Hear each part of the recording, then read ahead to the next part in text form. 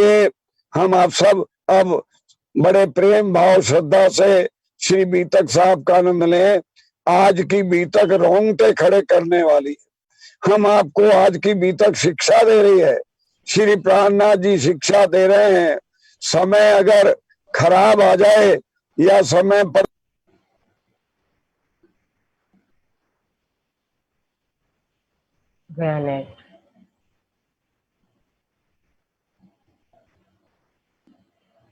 आराम से बीतक सुने। परम पूज महाराज 108 श्री प्रेम सखी जी के श्री चरणों में प्रार्थना, आज की मंजिल प्रारंभ करें। प्रणाम जी, प्रणाम जी। बोलिए श्री सदगुरु महाराज की जय, श्री प्राणनाथ प्यारे की जय, श्री बैजूराज महारानी की जय, श्री कृष्ण कन्हैया लाल की जय, श्री तीनों पुरी धाम की जय, स्वामी श्री लालदास महाराज की जय, श्री छत्रसाल महाराज की जय, श्री चरणदास महाराज की जय, समस्त सुंदर साथ की जय, श्री प्राणनाथ प्यारे की जय।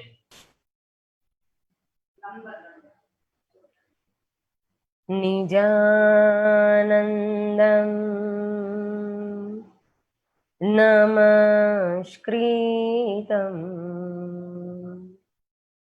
प्राणनाथं पुनः पुनः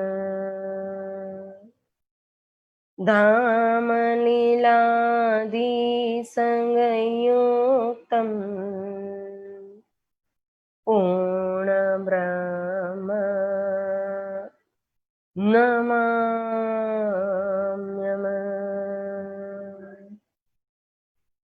प्रथम लागू दो चरण को धनी न छोड़ाइयो किने, लाग तनी लालेरिया मेरे जीव के यही जीवन। प्यारे मेरे प्राण को मोह पल छोड़ जीने, मैं पाई महर महबूबे की मेरे जीव के यही जीवन। माशिक तुम्हारी अंगना, तुम अंगना के माशिक, ये हुक्म दृढ़ किया हजूर हक्यन होते टुक टुक। कदमों लागू करो सिजदा, पकड़ के दो पाए हुक्म करते हैं माशगर, बीच आशिक के दिले आए, बीच आशिक के दिले आए। श्री मामत कहे साथ जी, हुआ चर्चा का बखत, अब तुम सुनियो चित गए, लाल आगे आई बैठे इन तखत, लाल आगे आए बैठे इन तखत।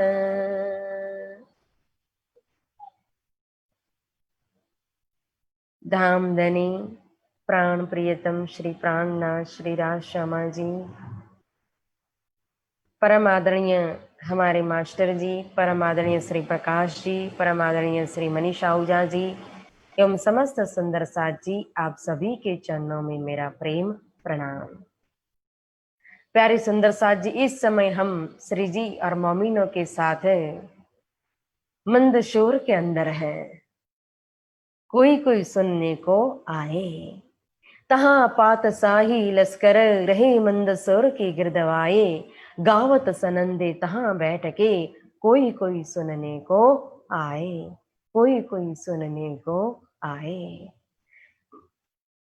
बोलिए श्री सदगुरु महाराज की जय, श्री प्राणनाथ प्यारे की जय, श्री बाईजू राज महारानी की जय।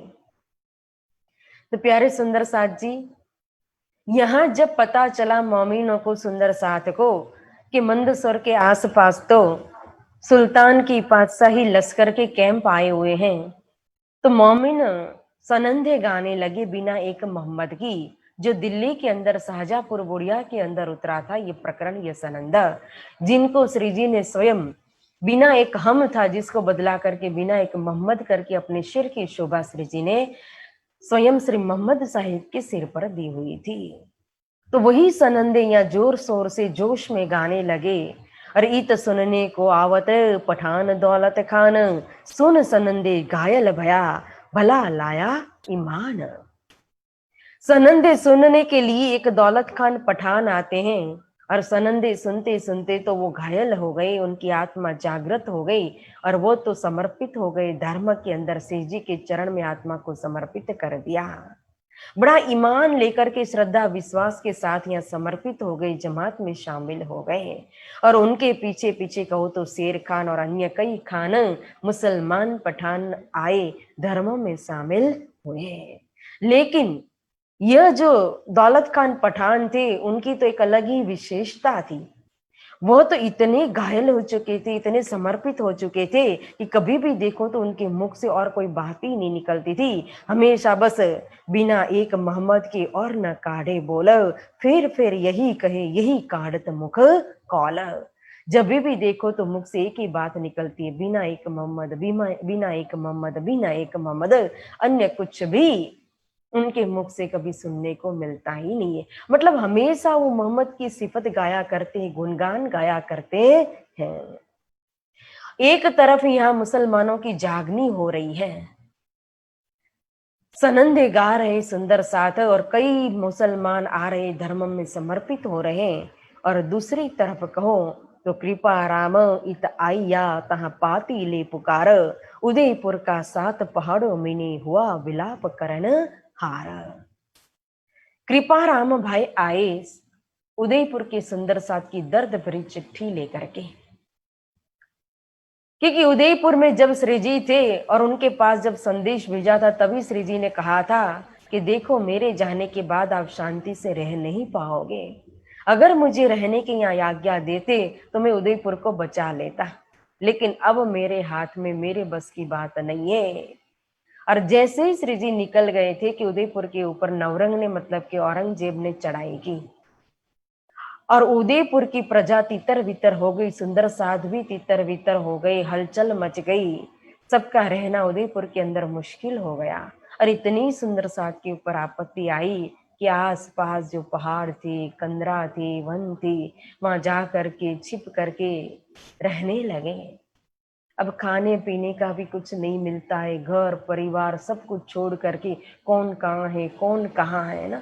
एक घर में 5 व्यक्ति हो तो एक दिशा में एक है, दूसरी दिशा में दूसरा है, तीसरी दिशा में तीसरा है, किसी को पता नहीं है कि भाई उसका क्या होगा। अभी की तरह कोई मोबाइल की फैसिलिटी तो थी नहीं, एक दूसरे की खबर दे कि भाई हम यहाँ सुरक्षित हैं। तो इसी तरह से पहाड़ों के अंदर, कंदरा के अंदर रहना मुश्किल हो गया था उनका। और कुछ खाना पीना न मिले तो भी कहते हैं कि 3 दिन में 1 बेर का दाना खाकर के अपनी जान को बचाए हुए थे सुंदर साथ। तो बहुत दुखी हुई सुंदर साथ। और जब दुख आता है, कष्ट आता है, तो याद किनकी आती है? सतगुरु चरण को क्षेत्र जा जाए सब शोक। हमने पद्धति में सुना था हरिद्वार की मजल में कि हमारा दुख सुख रखने की जगह तो कौन सी है?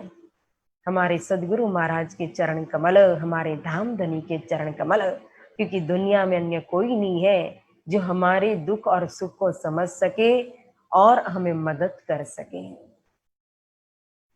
तो यहाँ स्वयं सुंदर साथ ने पुकार की कि हम जिन जिन को मानते थे देवी देवता इष्ट हमारे जो थे 14 लोग ब्रह्मांड के अंदर के, उन सबको तो आपने छुड़ा दिया है न। देवी छोड़ी, दिवाली छोड़ा, छोड़ी कुल की आस, सब आस छूट गई हमारी जितनी भी थी 14 लोग ब्रह्मांड के अंदर जितनी भी शक्तियों के साथ।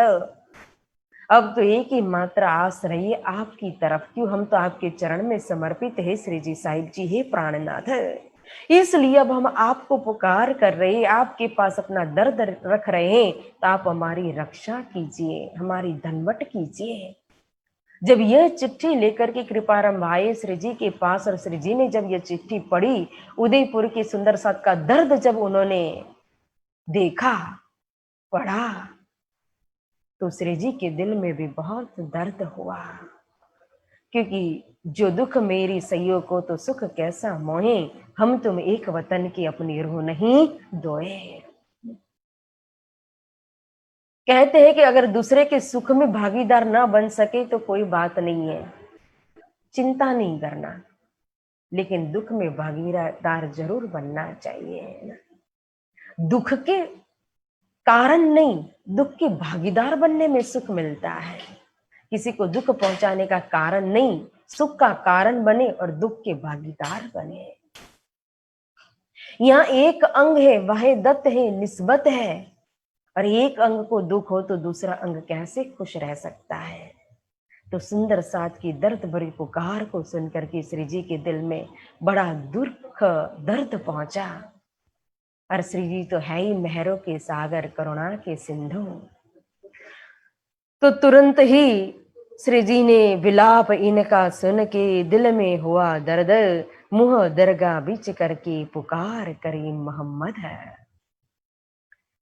श्री जी स्वयं अपने दिल में दर्द को लेकर के अपने मुख को मूल दरगाह की तरफ, मूल मुलावा की तरफ, मूल स्वरूप की तरफ करते सुंदर साथ जो उदयपुर के सुंदर साथ के ऊपर आपत्ति आई थी, तो उनके लिए विशेष यहाँ पुकार करने लगे। बालो वर्ष बीनो रंग रमा रमाड़ तो वासना रुदन करे जलधार, आप उलखावी अलगो थयो अमति जे कोई होती तामस्यो सिरदार।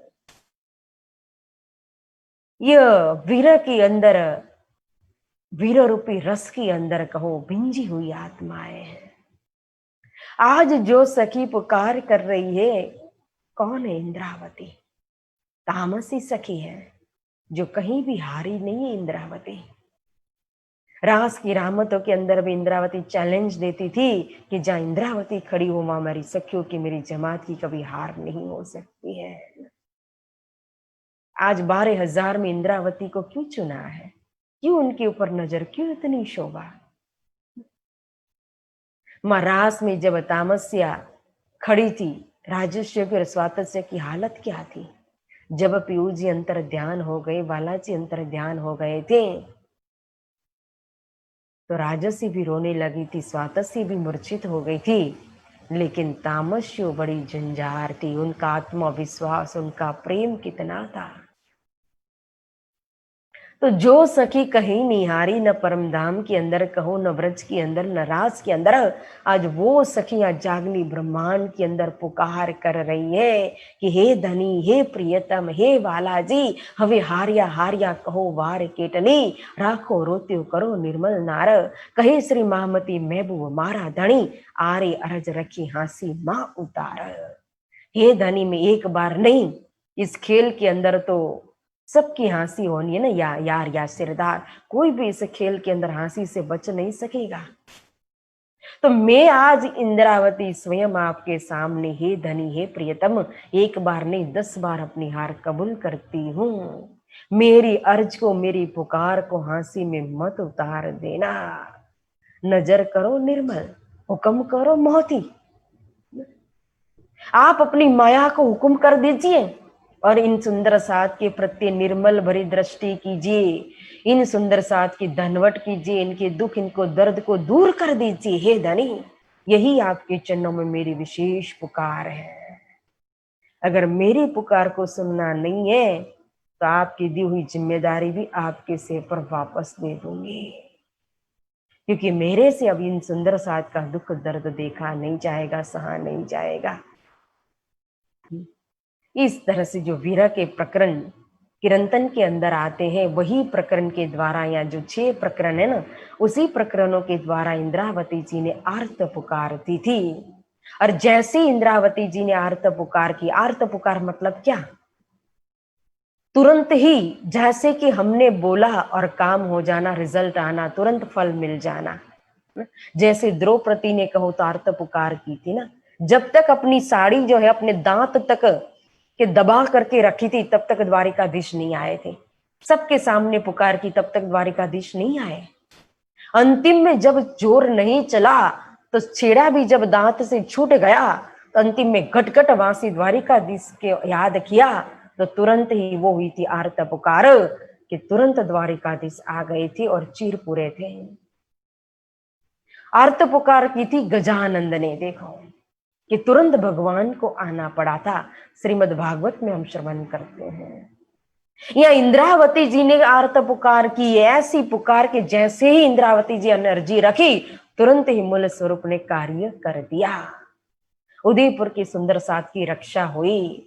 और कृपाराम भाई को कहा कि चिंता करने की जरूरत नहीं है, सुंदर साथ को जाकर के कहना धनी ने धनवट की है, आप अपने अपने घर में आकर के रहिए, आपको कोई कुछ नहीं कर सकेगा, आप सब सुरक्षित रहोगे। बस मात्र इतना करना, इतना संभालना कि अपने एरिया को छोड़ करके, घर की सीमा को छोड़ करके बाहर मत जाना।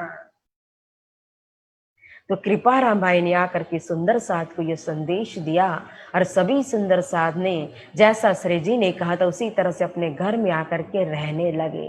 देखो कैसे धनवट की श्री जी ने। सब सुंदर साथ अपने अपने घर में है, वो दुश्मन आते हैं तलवार लेकर के, चढ़ाई हो रही, लेकिन कोई भी सुंदर साथ को देख ही नहीं पाता है। देखे तो तलवार चलाए ने, बड़े आराम से सुरक्षित अपने घर में सभी सुंदर साथ हैं। तो यहाँ इस तरह से वीर के 6 प्रकरण के द्वारा इंद्रावती जी ने आर्त पुकार की थी। इसलिए आज भी सुंदर साथ के ऊपर जब कोई दुख कष्ट आता है, तो यही पाठ जो वीर के 6 प्रकरण, इसका हम पाठ करते, अनुष्ठान करते हैं। और जिसके प्रति हमें दर्द होता है, उनके लिए हम दुआ करते हैं, राज्य को प्रार्थना करते हैं। जब अपने लिए करते, उससे भी ज्यादा ताकत होती है। कब? जब हम दूसरे के लिए प्रार्थना करते, दूसरे के लिए पाठ करते, दुआ मांगते, तो उसमें ज्यादा बल और ज्यादा ताकत होती है, क्योंकि वो परमार्थ का कार्य है। अपने लिए तो सब कोई करता है, वो तो स्वार्थ है। या इंद्रावती जी ने अपने लिए नहीं, सुंदर साथ के लिए पुकार किया था। इसी तरह से वीर के प्रकरण 40 दिन तक पाठ किए जाते हैं, किसी कार्य विशेष, कारण विशेष। ऐसे तो रोज कहो तो फिर मेहर सागर के पाठ भी सुंदर साथ करते, धाम वर्णन है, प्रकटवाणी है।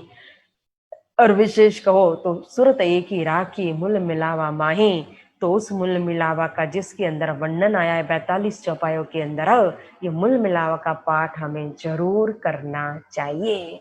जैसे जरूर हम रोज भोजन करते, हम रोज नहाते हैं, रोज खाते हैं ना, तो वैसे ही हमें मंत्र जाप और श्रीमुख वाणी को रोज पढ़ना चाहिए। जैसे शरीर को तंदुरुस्त रखते हैं, वैसे आत्मा को भी हमें एनर्जी देनी चाहिए। जैसे हम शरीर को खुराक देते, उसी तरह से हमें आत्मा को भी रोज खुराक देना चाहिए। तो जितना हो सके हमारे से, उतनी हमें भक्ति करनी चाहिए। श्रीमुख वाणी का वांचन कम से कम, ज्यादा न बन सके तो 1 प्रकरण भी पढ़ो, आधा प्रकरण भी पढ़ो, लेकिन रोज हमें वाणी पढ़नी चाहिए, तारतम का जाप करना चाहिए। तो ये मेहर सागर करेंगे तो वो भी श्रीमुख वाणी का अंग है। मूल मिलावा, प्रगटवाणी, धामन, ये सब कुछ श्रीमुख वाणी का अंग ही है। इस तरह से यहाँ सुंदर साथ की मंदस्वर में बैठ करके श्री जी उदयपुर की सुंदर साथ की रक्षा करते हैं। तो ऐसे हमें भी परमात्मा के कार्य हमेशा करना चाहिए। अब इन समय इब्राहिम करने आया दीदार, सोहबत से राजी भया, फिर आया दूसरी बार। इस समय श्री जी के दर्शन करने के लिए इब्राहिम मुल्ला आता है। इनके पास कुरान भी था। अब इब्राहिम श्री जी के दर्शन करने आया, उनको ईमान आया, 1-2 बार आते हैं, और लालदास जी महाराज जी के साथ मुलाकात होती है इब्राहिम की। तो लालदास जी महाराज ने एक बार कहा उनसे कि देखो एक कुरान का प्रसंग हमें उतारना है, आप उतार करके दोगे? तो इब्राहिम ने तुरंत काम करके दिया, एक प्रसंग उतार करके दिया। और यह ला करके जो इब्राहिम ने उतार करके दिया था, श्री जी को ला करके दिया लालदास जी महाराज ने। तो यह देख करके श्री जी को तो आत्मीय ताम मिल गई, बहुत प्रसन्न हो गए और कहने लगे कि ऐसे ऐसे प्रसंग अगर अन्य उतार करके हमें मिलेगा तो हमारा बहुत ही महत्वपूर्ण कार्य हो सकता है। तो फिर लालदास जी महाराज ने इब्राहिम से कहा कि हमें देखो भाई और भी प्रसंग उतारना है। फिर लालच भी दी लालदास जी महाराज ने, क्योंकि अब ज्यादा काम करवाना है, मना न कर दे तो कि तुम्हारी मेहनत जो है हम व्यर्थ नहीं जाने देंगे, तुम्हें अच्छी सी मेहनत भी मिल जाएगी, वेतन भी मिल जाएगा। तो इब्राहिम भी मान गया और अब प्रसंग उतारने लगे कुरान के अंदर के। प्रातः को आए खड़ा हुआ, शुरू हुआ सिपारा 16वां, 2 जुज उतारे दे हाथ में, बड़ो राज को हुई तामा। अब सुबह सुबह इब्राहिम आ जाता है और फिर कुरान के 16वें सिपारे से शुभारंभ करते हैं इब्राहिम प्रसंग उतारने का। और 16वां सिपारा की 2 जूज उतार करके दे दी। और ये 2 जूज जब मिली तो फिर इब्राहिम ने जो उतार करके दिया था, यह श्री जी ने देख करके कि उनको तो जैसे कि आत्मा का खुराक ही मिल गया। बहुत खुश हुई है श्री जी और सबको ये खुशखबरी भी जो मिला था, यह संदेश भी, ये खुशखबरी भी सबको पहुंचाई। अब दिन में विशेष करके ये काम रात्रि के समय में होता था, दिन में करते नहीं थे, क्योंकि ये कुरान पढ़ने का रिवाज कहो, शरीयत के कट्टर थे मुसलमान तो हिंदुओं को रवा नहीं था, तो रात्रि में बैठ के कुरान का काम करते थे। तो रात भर इब्राहिम और इसमें लगे हुए थे लालदास जी महाराज। तो रात भर काम करते हैं, सेवा करते हैं, प्रसंग उतारते हैं और सुबह सुबह जब इब्राहिम जाता है अपने घर, तब लालदास जी महाराज खड़े होते हैं दातन पानी करने के लिए, नित्य क्रम करके स्नान करके तैयार होते हैं। इस तरह से रोज उतार रहे थे, 16वां सिपारा से उतार करके शुरुआत की थी। अब एक दिन प्रसंग ऐसा कुछ आ गया कुरान के अंदर, श्री जी भी पास में ही थे और सुना श्री जी ने कि लालदास जी महाराज और इब्राहिम के बीच में, दोनों के बीच में कुछ वाद विवाद चल रहा है। तो श्री जी ने पूछा कि मैं कब से सुन रहा हूं, देख रहा हूं कि आप दोनों के बीच में कुछ खटपट चल रही है, क्या बात है?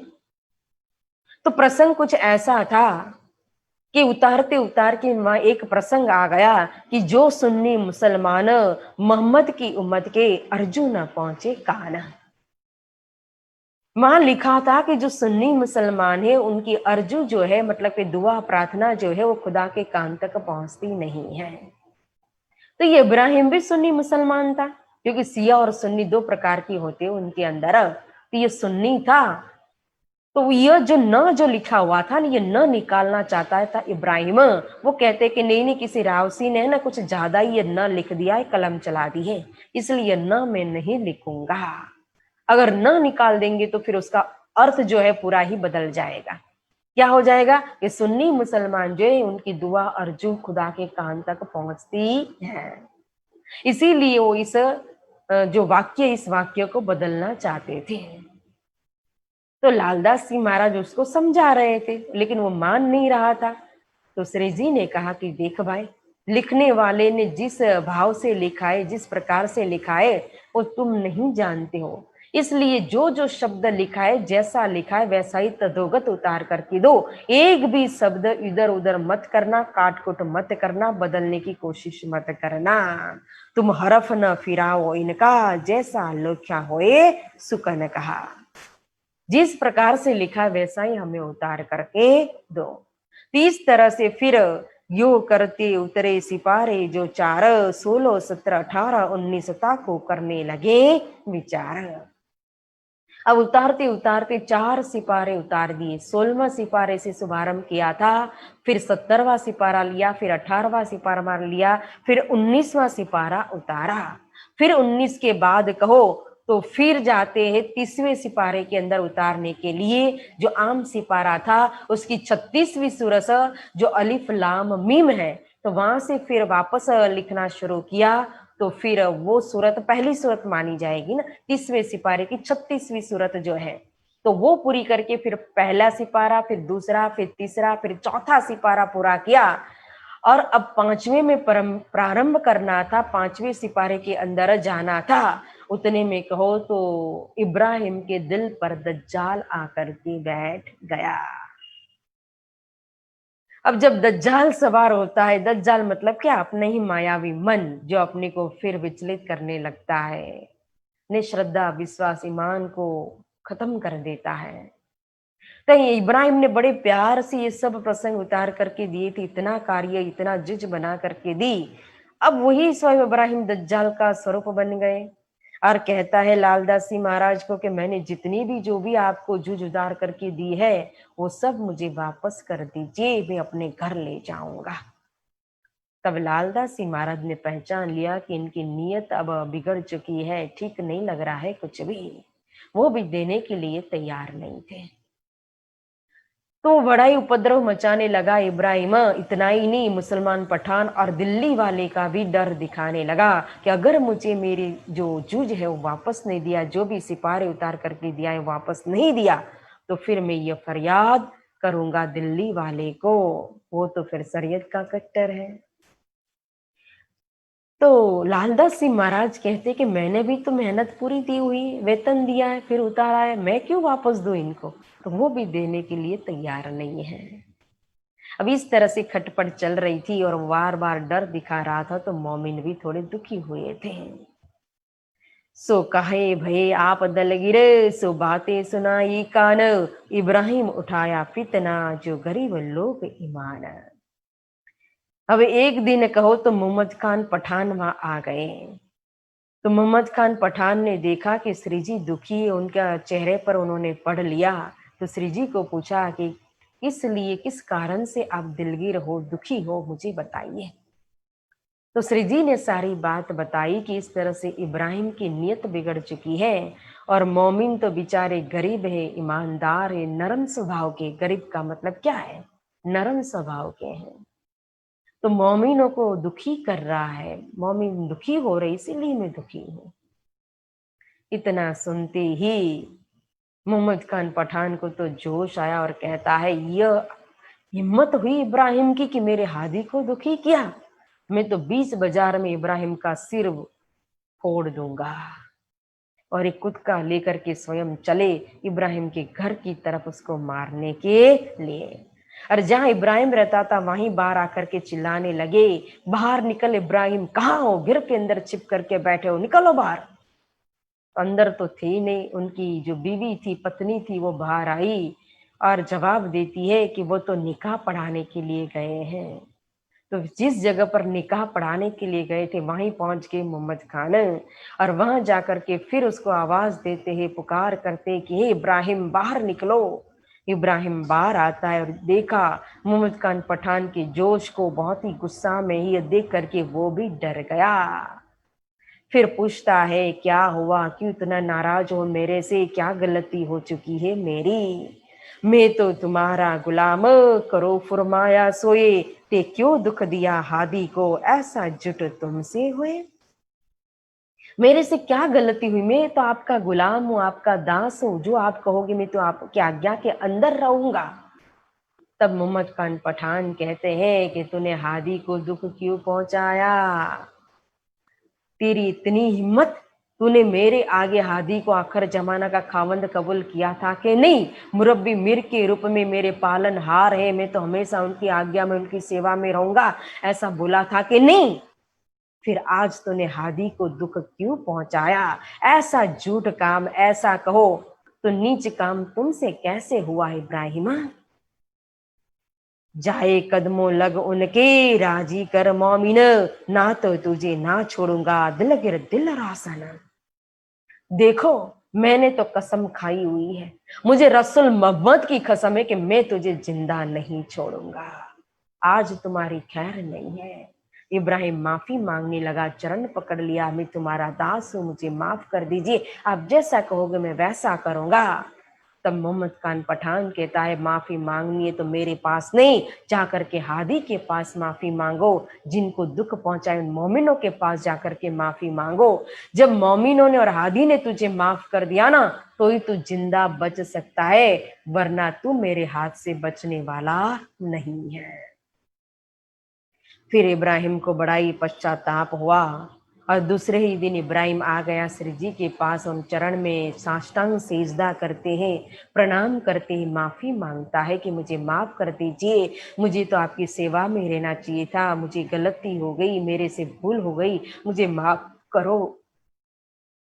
कितनी देर हो गई प्रणाम करते करते, लेकिन इब्राहिम अब खड़ा ही नहीं होता है। तो पास में ही तब नूर मोहम्मद बैठे थे। नूर मोहम्मद ने कहा, उठ खड़ा हो मुर्दार, मारो कटारी पेट में, इत ही हो जाए शुमार। खड़ा होना है, जिंदा या मर गया। जी तो करता है कि तुझे यहीं शुमार कर दूं, खत्म कर दूं, परंतु क्या करूं, डरता हूं हादी से, हादी का हुक्म नहीं है, अन्यथा ऐसी गलती करके, हादी को दुख पहुंचा करके मेरे सामने तू इस तरह से बेअदबी करके जिंदा कभी नहीं जा सकता है। फिर इब्राहिम खड़ा होता है, हादी के पास माफी मांगता है, हादी ने माफ कर दिया उसको। फिर मोमिनों के पास हाथ जोड़ करके प्रणाम करते हुए माफी मांगता है, फिर माफ कर देते हैं श्री जी और मोमिना।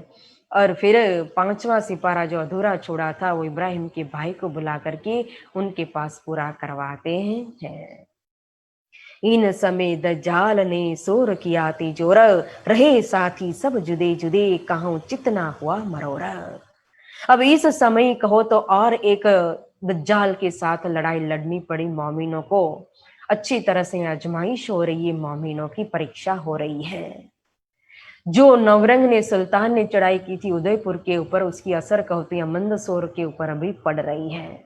मतलब कि मंदसौर के अंदर भी चारों ओर कर्फ्यू लग गया है, कोई भी बाहर निकल नहीं सकता है, दो जन रास्ते में खड़े होकर के बात नहीं कर सकते हैं, घूमना फिरना आना जाना सब कुछ बंद हो जाता है।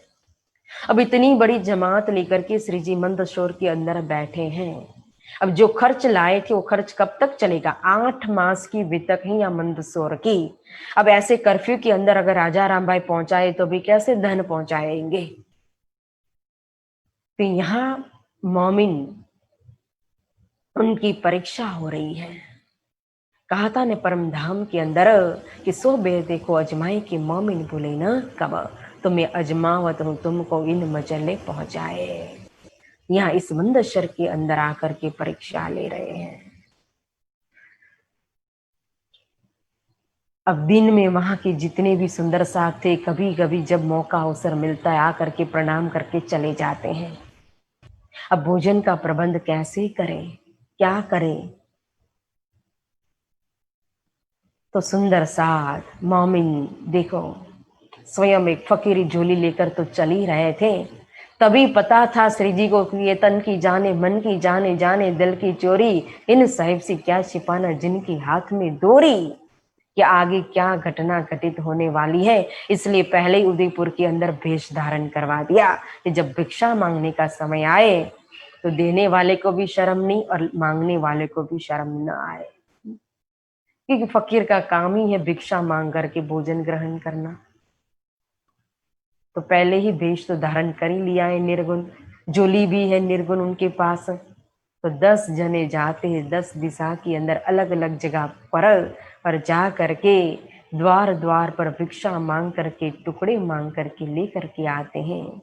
जो भी सुंदर साथ को मिलता है, कच्चा कहो दाल चावल आटा चीनी और पकाया हुआ भी जो भी देते हैं रोटी आदि, वो सब टुकड़ा मांग करके झोली भर के यहाँ ले करके आते हैं।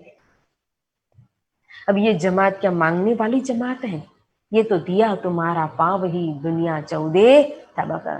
कितने कितने बड़े घराना के लोग इस जमात के अंदर, जब सूरत से जमात चली थी तब क्या शब्द आया था कि महाजरो चले संगा। बड़े बड़े धनाढ्य जो थे, सेठ साहूकार जो थे ना, वो भी गरीब परिवार को छोड़ करके या तो साथ लेकर के चले थे। लालदास जी महाराज जैसे इस जमात के अंदर शामिल है, जो 10 जन की जोड़ी भरने वाले थे, ऐसे धनी थे, तालिब धनी निर्धार कहा था। देखो तभी कहा कि साथ जी ऐसी में तुम्हारी गुनेगार, कर कर बानी सुनाई तुमको किए खलक खुआर, अनेक पख देखाई तुमको छोड़ाए के प्रवार। प्रवार मतलब परिवार। मैं तुम्हारी गुनहगार हूँ। श्री इंद्रावती जी कहते कि मैंने तो तुमको अनेक प्रकार से वेद पुराण की साक्षी दे करके इस संसार की वास्तविक गतिविधि, ये संसार क्या है, स्वप्नवत है, कुछ भी नहीं है। जब तक आंख खुली है तब तक की हाय हाय है, बस मेरा मेरा है। और जिस दिन आंख बंद हो जाती है कुछ भी नहीं रहता है अपना। तो बस ज्ञान की यही शक्ति है, ज्ञान की यही महिमा है, ज्ञान का यही चमत्कार है कि यह तो जिंदा ही सब कुछ तेरा तेरा करवा देता है कि मेरा कुछ भी नहीं है। तो जो भी परिवार के अंदर बैठे हुए थे उन परिवार को तो मैंने पहले से ही छुड़ा दिया, इसलिए मैं तो तुम्हारी गुनहगार बन गई हूँ। लेकिन वास्तव में श्री जी अपनी तरफ से, इंद्रावती जी, महामती जी अपनी तरफ से ऐसा भाव प्रकट कर रहे हैं कि ऐसा मैं सोचती हूँ, लेकिन वास्तव में देखो तो ऐसा नहीं था। श्री जी ने तो बहुत मेहर की थी, कृपा की थी ना, क्योंकि कुटुंब कबीले माहे अपने बैठे हती करार, साख दे दे बहने कोई दिए सुख अपार। किस तरह से अपने कुटुंब को लेकर के, परिवार को लेकर के, संबंध को जोड़ करके, पियर पक्ष को, ससुराल पक्ष को, मित्र गण आदि सबके साथ कैसे आनंद मंगल के अंदर अपने बाल बच्चे, बाल गोपालों के साथ सुख शांति से रहते थे और जीवन गुजारते थे। लेकिन मैंने सब कुछ आपको छुड़ा दिया।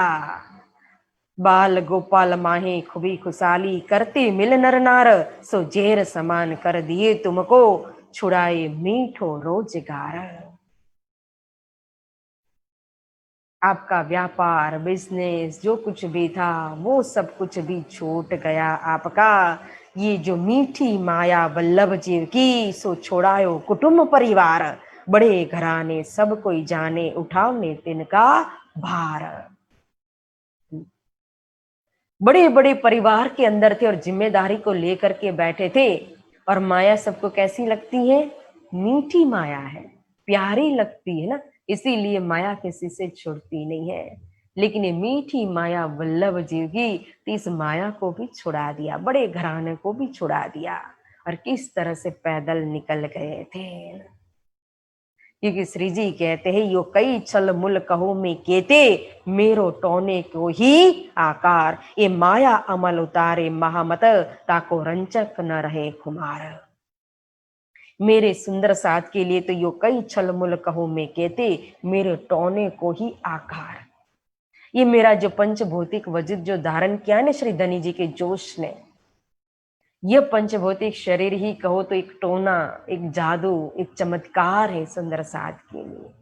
जो जैसी दृष्टि से देखेगा उसी तरह से इस वजूद के द्वारा वो पाएगा। लेकिन मौमीनों के लिए तो ये जादू ही है। वो तो इन शरीर के, इन स्वरूप के दर्शन करेंगे, दर्शन करते ही ईमान आ जाता है। बिना दर्शन किए जब शब्द उनके कान में पड़े केशवदास जी महाराज न सिद्धपुर के अंदर, तो भी घर छोड़ करके निकल गए। अरे ये तो अक्षरातीत थे। वो अव्वल खान को बताया, नूर मोहम्मद ने, ये तो आखिर जमाने की खामद है। तुरंत सोटा मारने लगे। हवेली तक पहुंचते पहुंचते तो श्री जी की पहचान कर ली, देखो दर्शन मात्र से। तो मेरे सुंदर साथ निस्बती आत्माओं, ब्रह्म प्रियाओं के लिए तो यह मेरा टोने को ही आकार है, समझ लो। और फिर ये जो मायावी अमल, जो नशा, जो विष चढ़ा हुआ है ना, तो महामती बड़े ही प्रेम से तारतम रूपी अमृत को पिला करके उस उस विष रूपी रस जो है, वो विष जो है, उस विष को रंचक भी शरीर के अंदर रहने नहीं देते हैं, पूरी तरह से खत्म कर देते हैं। तो ये मोमिन, ऐसे मोमिन आज वो स्वयं झोली भर करके टुकड़े मांगने के लिए गए और मांग करके लेकर के आते हैं, लेकिन फिर भी उनको कोई दुख नहीं लग रहा है। और ला करके इस जोरी श्री जी के सामने रख देते हैं। श्री जी भी एक जोरी में हाथ फैला करके एक टुकड़ा लेते हैं और आरोगते हैं बड़े प्रेम से, और खुश होकर के कहते हैं, ये टुकड़ा तो बहुत ही स्वादिष्ट है, किसकी जोरी का है? अब यहाँ जाति पाति पूछ करके कोई भिक्षा मांग करके नहीं आया था। देखो किस तरह से ये फकीरी जमात चल रही, बनी इसराइल की जमात चल रही है, पूरी तरह से उस अवस्था के अंदर पहुंचे हुए हैं कि जहां वजूद जाति पाति सब कुछ खत्म हो चुका है। तो ये टुकड़ा जो भी हाथ में आता है वो खाते हैं और बधा और बोल रहे हैं कि बड़ा ही स्वादिष्ट है, किसकी झोली का है। तो लाने वाला भी कितना खुश हो जाता है कि श्री जी ये टुकड़ा लाया मैं, ये तो मेरी झोली का है, मैं मांग करके लेकर के आया हूँ। देखो उसको लगता है मेरी मेहनत तो सफल हो गई। और श्री जी स्वयं टुकड़ा आरोगते हो और सभी सुंदर साथ के अंदर बांट देते हैं। राजी होवे तिन पर बातें हंस हंस करे बनाए, मैं अजमावत तुमको इन मजलो पहुंचाए। टुकड़े खाते जाते आरोगते जाते हैं और फिर हंसते हुए बातें भी करते जाते कि देखो मैं तुम्हें अजमा रहा हूँ, मैं अजमावत हूँ तुमको इन मजलो पहुंचाए। तो सुंदर साध भी कहते ये दिन हम कब पावी रही एक दूजे हिल मिलन। ये धनी ऐसा दिन भी हमें, ऐसा अवसर भी हमें फिर कहाँ मिलेगा। ये टुकड़ा मांग करके लाना और खाना, इसमें भी एक अलग ही आनंद है। हम तो इसके अंदर भी आपके साथ खुश हैं, हमें कोई चिंता नहीं है। और सचमुच ऐसी परिस्थिति के अंदर भी बड़े मोमिन जो है प्रेम से आनंद में रह रहे थे, क्योंकि लाज मत पता दे रे दुनी को निर्लज होए भया में न्यारा। श्री बाई जी ने इन समय सेवा जो करी मोमिन, दाल बनाए आगे धरे हमेशा दिल रोशन। अब कच्चा कच्चा भी भिक्षा में लेकर के आए हैं, चावल दाल आदि। तो किसी ने कोई दाल दे दी, किसी ने कोई दाल दे दी ना, तो सभी प्रकार की दाल भी मिक्स है। तो यहाँ बाईजू राज की भी सेवा देखो, साक्षात प्रेम और सेवा की मूर्ति स्वरूप हमारे श्यामा महारानी बाईजू राज, जो आनंद के ही स्वरूप। जितनी भी दाल आई है तब दाल को थोड़ी अलग की जाएगी। तो आज की दाल विशेष भोग में कौन सी दाल होती है? मिक्स दाल। सभी प्रकार की दाल को जमा करके इकट्ठा करके फिर दाल बना देती है, बड़े ही श्रद्धा भाव और प्रेम से बाईजूराज महारानी, और दाल बना करके मोमिनों की सेवा में हाजिर करती है। और सभी मोमिनों को बड़े ही प्रेम से बाईजूराज टुकड़ा और दाल आरोगाते हैं, भोजन करवाते हैं। जैसे फकीरी भेष सब ऊपर था ना, या बाईजू राज की सेवा भी हो, तो इस समय सुंदर साथ की जो सेवा कर रही है, सेवा सब ऊपर है। बोलो श्री बाईजू राज महारानी की जय, श्री प्राणनाथ प्यारे की जय। एक दूजे को सेव ही हर भात हर चित, हेत करे मीनो मीने कहू सक न बैठे इत। सभी सुंदर साथ एक होकर के, क्योंकि पांचों उंगली अगर एक हो जाएगी तो मुट्ठी बनती है, ताकत बनती है, मजबूताई आती है। या किसी के अंदर किसी भी प्रकार का वेर जेर राग द्वेष नहीं, सब एक होकर के बड़े प्रेम से सेवा कर रहे हैं। और किसी के दिल के अंदर किसी भी प्रकार की कोई शंका नहीं है। नाना भाई आए थे सूरत से, यहाँ जमात के अंदर थे, यहाँ तक सेवा की, नसीब के मुताबिक उन्होंने सुख प्राप्त किया और धाम चलते हैं। अब मुकुंद दास को इतथे भेजे भाव सिंह पास, तुम जाए उनकी खबर ले हे जीवता कछु आस। अब मुकुंद दास महाराज के ऊपर हुक्म होता है श्री जी का कि आप औरंगाबाद जाइए, और औरंगाबाद का जो राजा है भाव सिंहाड़ा की सुना है कि वो हिंदू धर्म के अंदर बहुत ही कट्टर है, तो जा करके उनको समझाओ, तारतम की बात देखे तो सही, आखिर कितना जिंदा है धर्म के अंदर। तो फिर जैसे ही हुक्म हुआ तो मुकुंद दास चले मंदसौर से, और मुकुंद दास के साथ कहो तो केशव दास जी भी जाते हैं, खिमाई भी जाते हैं, और वल्लभ दास भी जाते हैं। तो चारों जन आते हैं खर्च लेकर के साथ में मंदसौर से औरंगाबाद। अब आकर के सीधा ही तो मुलाकात होगी नहीं राजा से, तो एक दुकान में बैठते और बैठ करके खोज करते हैं कि किस तरह से अब राजा से मुलाकात हो, प्रयत्न कर रहे हैं। प्रयत्न करते करते काफी समय निकल गया, निर्गुण वेश में तो है ही सभी। फिर वेद वेदांत की खोज भी करे मुकुंदास तो बैठ करके, लेकिन जो खर्च लेकर के आए थे साथ में वो खर्च अब खत्म हो गया। खर्च खत्म होने के बाद अन्य 3 जन जो है मुकुंद दास को छोड़ करके वो तो जाने के लिए विचार करने लगे। तो मुकुंद दास ने कहा कि मैं तो काम किए बिना जाऊंगा नहीं। तो वो तीनों जो है केशवदास, खिमाई और वल्लभदास तो वापस आ जाते हैं मंदोसर, लेकिन मुकुंद दास वहां ही रहे कि नहीं, मैं तो निर्गुण वेश में हूँ, भिक्षा मांग करके भी जीवन गुजार लूंगा, लेकिन मेरे ऊपर विश्वास करके श्री जी ने मुझे यहाँ संदेश देने के लिए भेजा है, मैं बिना मुलाकात किए, संदेश दिए बिना मैं जाऊंगा नहीं वापस। तो फिर मुकुंदास जी महाराज रहे और फिर खोज करने लगे कि मैं कैसे करूं, क्या करूं। फिर उन्होंने भीख मांगी 2 रुपये ताके लिए बस्तर, थैला रेशमी बनाई के प्रसाद थैली करी तत पर।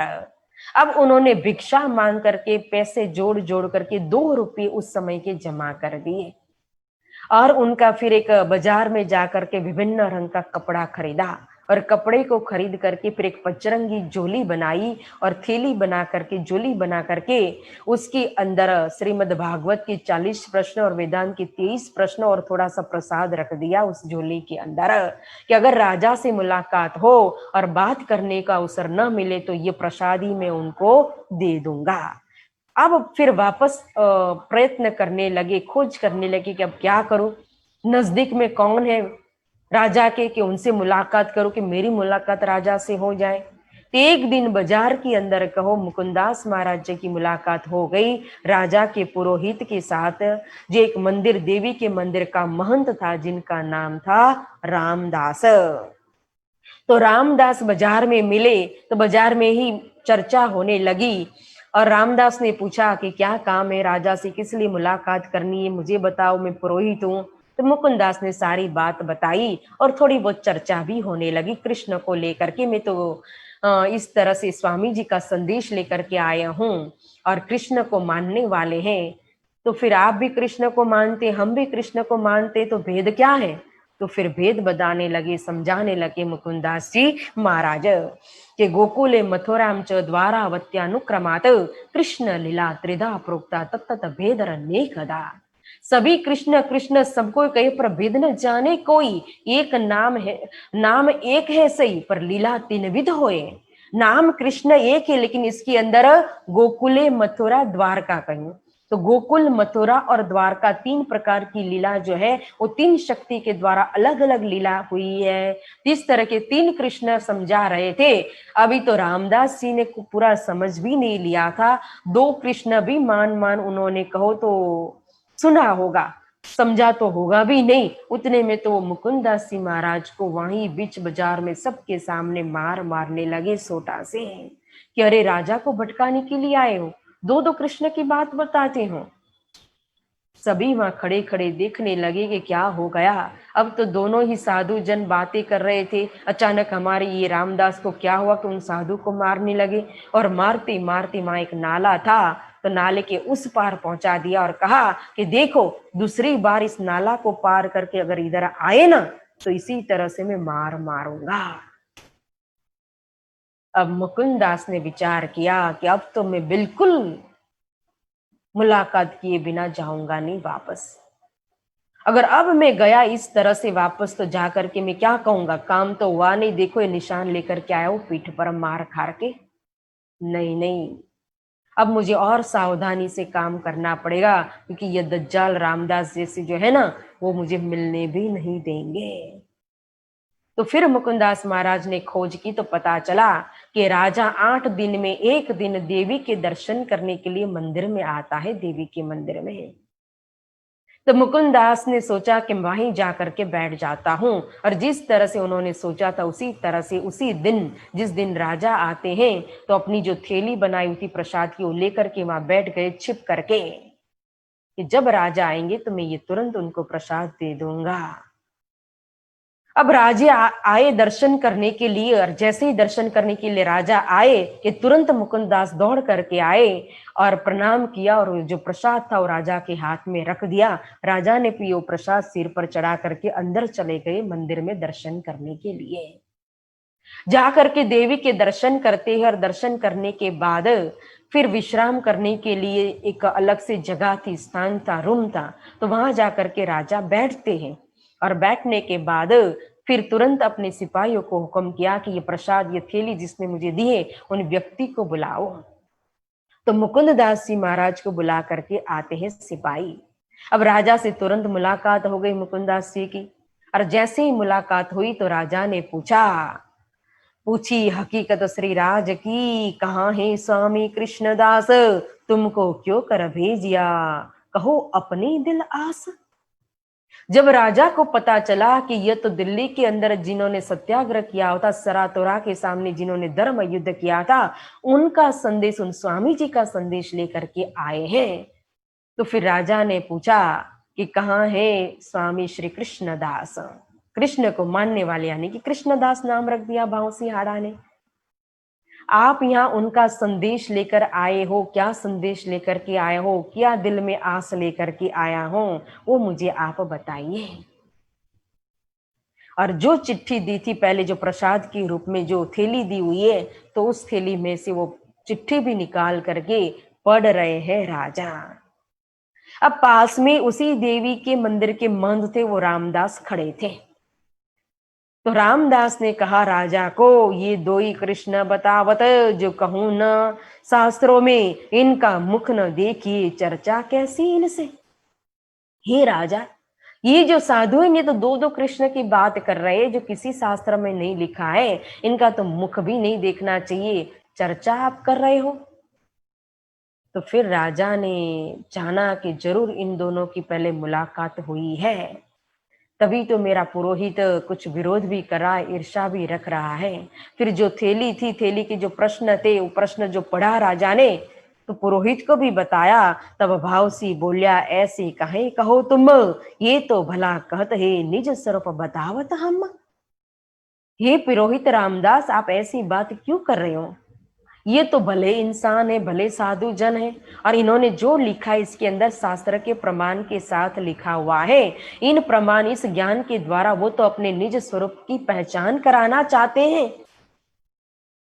फिर तुरंत ही राजा ने हुक्म किया अपने सिपाहियों को कि इन महात्मा को, साधु को, मुकुंददास जी को मेरे महल के पास में एक हवेली में उतारा दीजिए।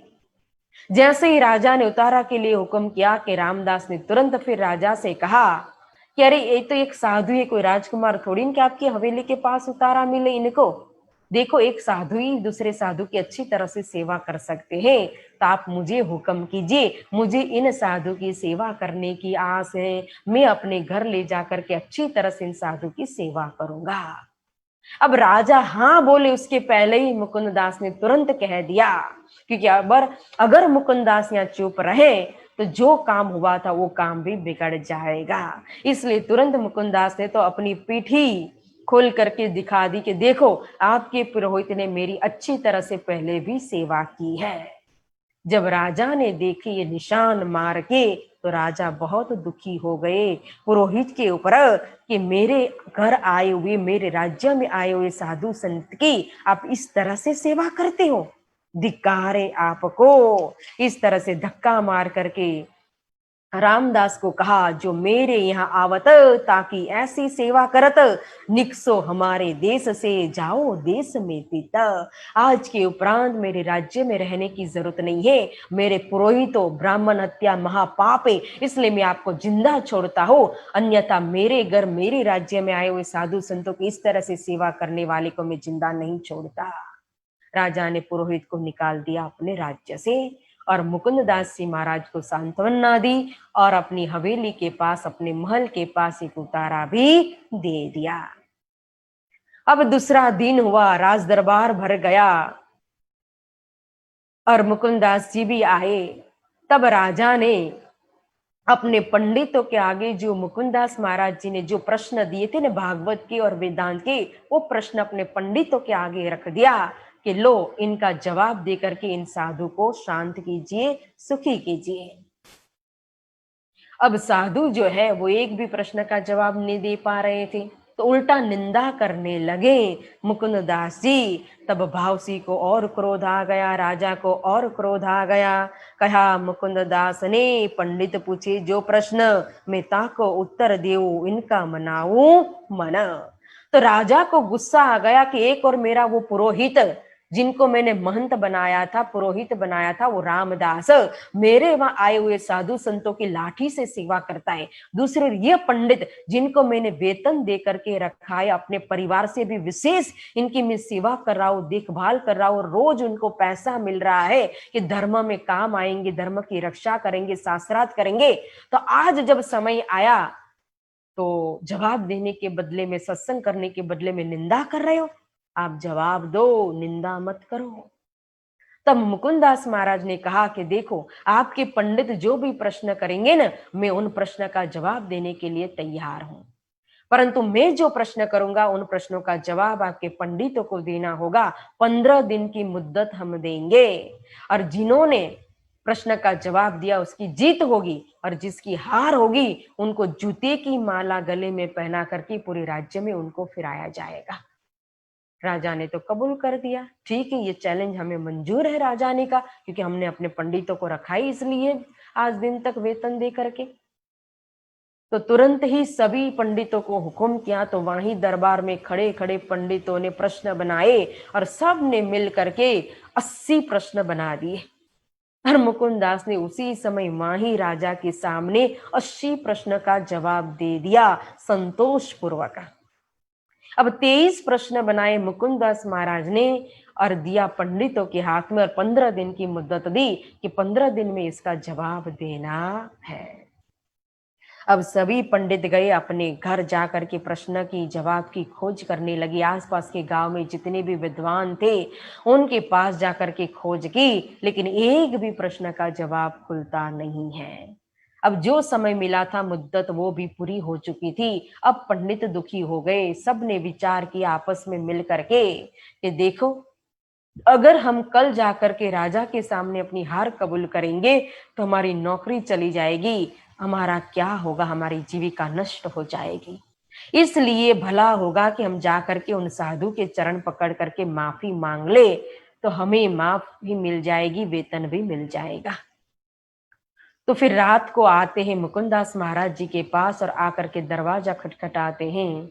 मुकुंदास जी महाराज ने दरवाजा खोला तो सभी पंडित थे, और सभी पंडित आकर के मुकुंदास महाराज जी के पास माफी मांगते हैं कि माफ कर देना, देखो हम आपके एक भी प्रश्न का जवाब नहीं दे सकते, लेकिन जवाब नहीं देने से हमारे ऊपर भारी आपत्ति आएगी। और कहते कहते कह रहे हैं, जो स्वामी जी ये योई कहा रोटी भानो पंडितन, तो हमारा क्या चारा, संतोष पकड़े मना। अगर आपके स्वामी श्री कृष्णदास जी का यही सिद्धांत है कि राज्य में, दूसरे राज्य में जाकर के पंडितों की जीविका को नष्ट कर दो, उनकी रोटी को भानो, उनके रोजगार को खत्म कर दो, तो ठीक है, हम भी संतोष मानेंगे। अगर यह सिद्धांत नहीं है तो ना तो हमारा छुटकारा करो, हम हारे 10 बेर। तब मुकुंद दास ने कहा, हम कहेंगे फिर। अगर इस तरह से स्वामी जी का सिद्धांत नहीं है तो इस आपत्ति में से हमें बाहर निकालिए। हम एक बार नहीं 10 बार अपनी हार आपके सामने कबूल करते हैं, लेकिन राजा से हमें अपना वेतन दिलवाइए। तो मुकुंदास महाराज जी ने कहा कि चिंता मत कीजिए, क्योंकि हमारे स्वामी जी का यह सिद्धांत नहीं है। हम पंडितों की जीवक को नष्ट करने के लिए नहीं आए हैं, हम तो मात्र ज्ञान का प्रचार करने के लिए, निज स्वरूप की पहचान कराने के लिए आए हैं। तो फिर दूसरे दिन जाते हैं सभी राजा के पास, और मुकुंदास जी महाराज भी आकर के फिर राजा को कहते हैं कि देखिए राजा, आपके पंडितों ने तो एक बार नहीं 10 बखत रात्रि के समय आकर के अपनी हार स्वीकार कर ली है, लेकिन अगर आप इनका वेतन नहीं दोगे तो यह कलंक हमारे स्वामी जी के ऊपर लगा रहे हैं, इसलिए कृपा करके आप इनको उनका वेतन दे दीजिए। रोज पंडित अपने दर्जा के मुताबिक, किसी को 10 मिलता था, किसी को 20, किसी को 50, किसी को 100 रुपए मिलते थे।